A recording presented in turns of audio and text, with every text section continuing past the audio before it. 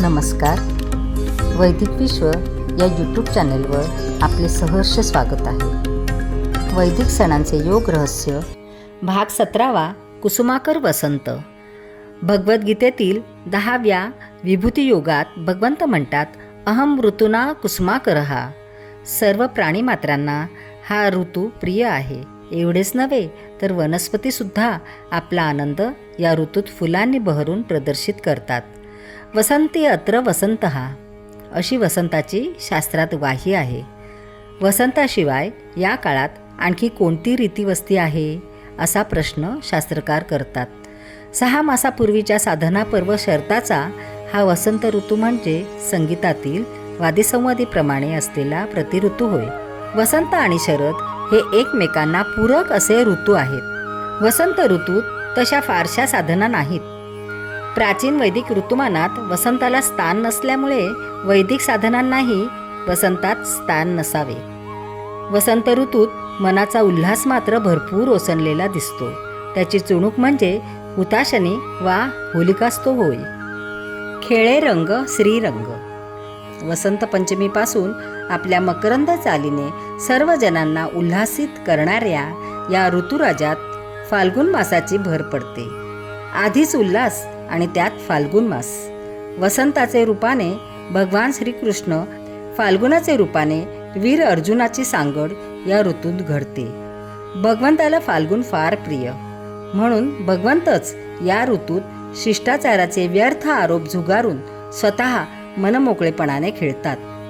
फाल्गुनाची आठवण झाली की लहान थोर सर्वजण फाल्गुनी पौर्णिमेची मोठ्या उत्साहाने वाट पाहतात. वर्षभर संयमात कोंडलेले मन आता भगवंताशी रंग खेळायला पाहते. भगवान श्रीकृष्णाची ती रंगीत होलिका. गोप गोपीशी मुक्त आनंदाने खेळणाऱ्या भगवंताची आठवण येऊन विरागी योगी सुद्धा तो अमृत सोहळा पाहण्यास आतुर झाले असतात. देवगंधर्व सुद्धा तो सोहळा पाहण्यास विमानात गर्दी करतात. मग मानवांनी भान विसरून खेळात रंगल्यास काय आश्चर्य. पौर्णिमेला ताशने जागृत करतात. या दिवशी धुंडा देवीचे पूजन करायचे असते. अरिष्ट नाश करणारी ही देवी, पण तिला बिभस्त शिव्याच प्रिय असतात. काट्याने काटा काढायचा तसा शिव्या देऊन अरिष्ट नाश करायचा. पेटलेल्या हुताशनीला हो दाहा असे म्हणून तिला नैवेद्यादी अर्पण करून अधिक भडकवायचे असते. वर्षभरातील संयम गंगेला आता महादेवाने आपल्या जटाभारातून जशी आकाशस्थ गंगा मोकळी केली तद्वत मोकळी करायची असते. दुसऱ्या दिवशी सकाळी गानयोगाने भगवान शिवाला प्रसन्न करायचे असते. गायक मंडळी द्रुपद धमार गायनाने भगवंताला प्रसन्न करतात. भांग घोटली जाते आणि शिवाच्या पिंडीप्रमाणे आकार असलेल्या वरवंट्यावर सोमरसाचा प्रथम नैवेद्य दाखवून नंतर तो सोमरस सर्वांनी प्राशन करायचा असतो. या रीतीवरून प्राचीन काळात केव्हा तरी या दिवशी सामगायन करून सोमरस प्राशन करायचा परिपाठ असावा. आता सोमरस राहिला नाही की सामगायन राहिलेले नाही.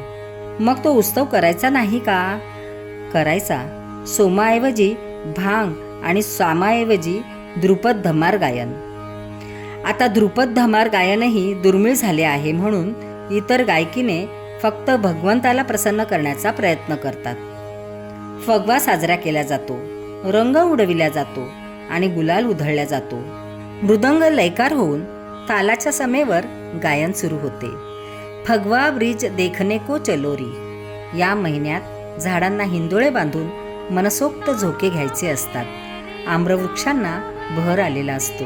त्या आम्रकुसुमांचे प्राशन फाल्गुन वद्य प्रतिपदेला करायचे असते.